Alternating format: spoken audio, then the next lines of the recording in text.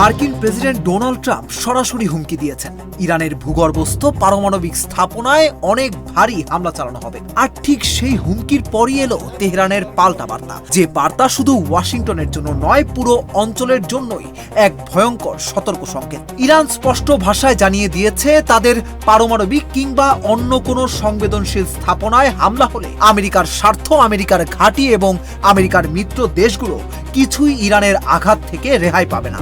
এই হুঁশিয়ারি এসেছে ইরানের সশস্ত্র বাহিনীর কেন্দ্রীয় কমান্ড খাতাম আল আম্বিয়া হেডকোয়ার্টার্স থেকে। তাদের বক্তব্য, যুক্তরাষ্ট্র যদি এমন হামলা চালায় তাহলে সেটিকে পুরো পশ্চিম এশিয়া জুড়ে যুদ্ধ বিস্তারের ঘোষণা হিসেবে দেখা হবে, আর তার জবাবে ইরানের সশস্ত্র বাহিনী দেবে শক্তিশালী পাল্টা আঘাত।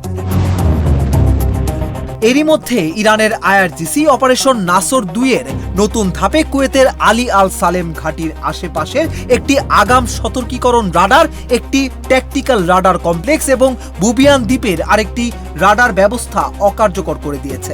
আইআরজিসির দাবি অনুযায়ী এসব অভিযান এখনো শেষ হয়নি, বরং সামরিক অভিযান আরও চলবে।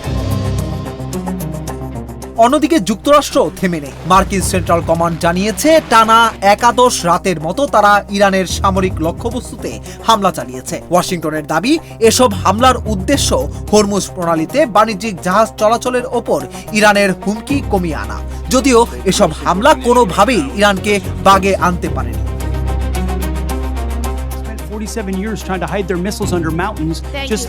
এদিকে মার্কিন প্রতিরক্ষা মন্ত্রী পিট হেগসেট জানিয়েছেন, ইরানের সঙ্গে চলমান সংঘাতে এখন পর্যন্ত যুক্তরাষ্ট্রের ব্যয় দাঁড়িয়েছে প্রায় $37.5 বিলিয়ন।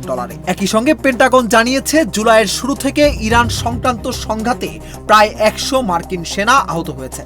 পরিস্থিতি আরো জটিল হয়ে উঠছে কূটনৈতিক অঙ্গনেও। ইরান বুলগেরিয়াকে সতর্ক করে বলেছে, যুক্তরাষ্ট্রকে যদি নিজেদের ঘাঁটি ব্যবহার করতে দেওয়া হয় তাহলে আন্তর্জাতিক আইনের দৃষ্টিতে সেটিও আগ্রাসনের অংশ হিসেবে বিবেচিত হবে।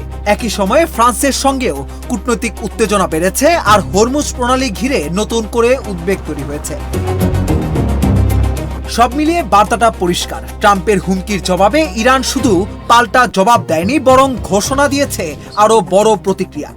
এখন প্রশ্ন একটাই, ট্রাম্প কি ইরানের পারমাণবিক স্থাপনায় হামলা চালিয়ে মধ্যপ্রাচ্যে নিজেদের উপস্থিতি হুমকির মুখে ফেলবেন, নাকি কূটনীতির আলোকে বন্ধ করবেন সেই আগুন যা অনেকদিন ধরেই দাও দাও করে জ্বলছে?